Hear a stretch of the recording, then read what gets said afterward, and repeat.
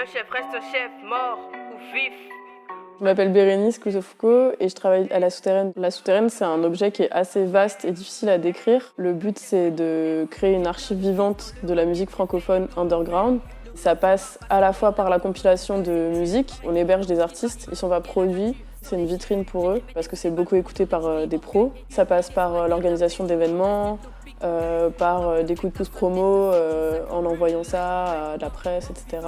Et le but, c'est vraiment de faire circuler toute cette musique un peu souterraine. L'amour rend aveugle, moi je dirais toujours. L'amour aveugle est le véritable. On se laisse guider par les yeux de la maman. A le paradis sous les pieds, qu'elle me marche dessus. Une amie m'a montré un compte Instagram qui s'appelle Rap de filles, qui fait des concours de freestyle, de format court de 1 minute de rap. C'était une vraie mine d'or de jeunes talents, de filles qui ont la vingtaine, voire moins, qui font ça toutes seules dans leur chambre. Et on s'est dit que c'était vraiment le cœur de La Souterraine, en fait, la musique amatrice comme ça. Derrière, y avait des vraies considérations de représentation des femmes dans la musique.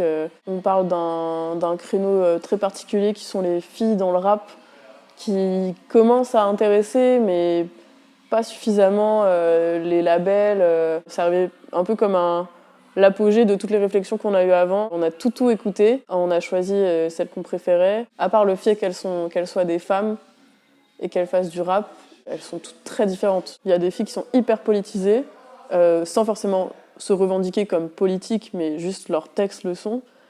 Et il y en a d'autres, pas du tout. Elles ont toutes même des conceptions très différentes de ce que c'est que d'être une femme dans le rap aussi. Je pense que ce qui les rassemble, c'est qu'elles ont des conditions pas forcément faciles. Et du coup, c'est très authentique ce qu'elles font. C'est hyper sincère. Et d'ailleurs, c'est ça aussi le propre de la musique indé, je pense, enfin underground. La gentillesse est un vilain défaut puisqu'elle n'agit que les faux. Je me rabaisserai pas à leur faible niveau, la tête plus lourde qu'un char d'assaut. On passe son temps à chercher son âme sœur perso. La mélodie suffit à mon bonheur. Je ferai d'ombre à personne tant qu'il n'y aura pas de soleil. Tout comme je n'arroserai rien tant qu'il n'y aura pas de graines. C'est pas évident pour les filles, c'est beaucoup plus compliqué parce qu'elles sont pas autant écoutées dans le rap en tout cas. Ce qu'expliquait Karim Amou, qui est vraiment un des spécialistes sociologues du rap, c'est que ça se joue mais dès le début. Quand il n'y a pas de modèle de rappeuse, en fait il suffit de regarder le top 30 du rap en France, c'est que des mecs.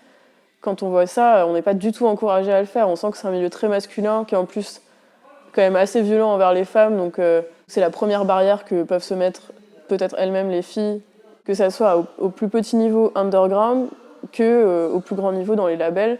Les gens qui prennent les décisions sont majoritairement des hommes et donc de fait ils vont pas aller chercher des filles. C'est pour ça que c'est aussi compliqué pour elles et qu'il faut travailler 2 fois plus pour se faire encore plus remarquer. Il y a quand même un truc de solidarité malgré le fait que ça soit compétitif, mais la compétition en fait c'est un jeu, surtout à ce niveau-là. Après je sais pas si c'est la même chose quand il y a de l'argent en jeu.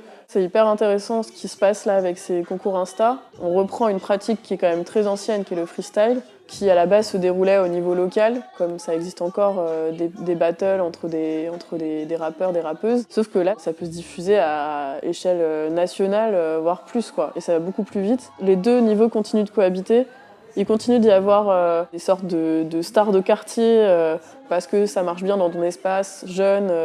On commence à te connaître et tu commences à te faire un peu la main au niveau local et en même temps tu peux en fait tester ton impact à une échelle beaucoup plus grande, même si les réseaux sociaux c'est extrêmement critiquable et surtout Instagram qui censure beaucoup. C'est ça qui peut permettre aujourd'hui de forcer justement ces gens qui ont l'argent et le pouvoir de les professionnaliser à les regarder. Il y a aussi une forme d'intérêt parce que c'est vrai que depuis quelques années, le féminisme, de manière générale, toutes les luttes sont devenues un peu marketables et c'est devenu cool d'être engagé. Du coup, forcément, ils commencent à s'y intéresser, mais il y a aussi ça en fait. Juste, elles s'imposent. Elles demandent rien et en fait, c'est indéniable que c'est bon. Donc, Encore et toujours cette putain de même vie. Construire des maisons, quitter ce putain de rythme. Tuer pour tuer, instinct animal nous guide quand tout nous semble dur. Qui vivra verra, qui se battra deviendra libre. L'exercice du freestyle, c'est trop bien parce qu'elles peuvent vraiment bosser sur le texte et sur le flow, mais elles n'ont pas trop de prise sur la prod, quoi. On est en train de préparer les futures compilations. On On aimerait vraiment travailler avec des nouvelles personnes qui peuvent nous proposer des prods.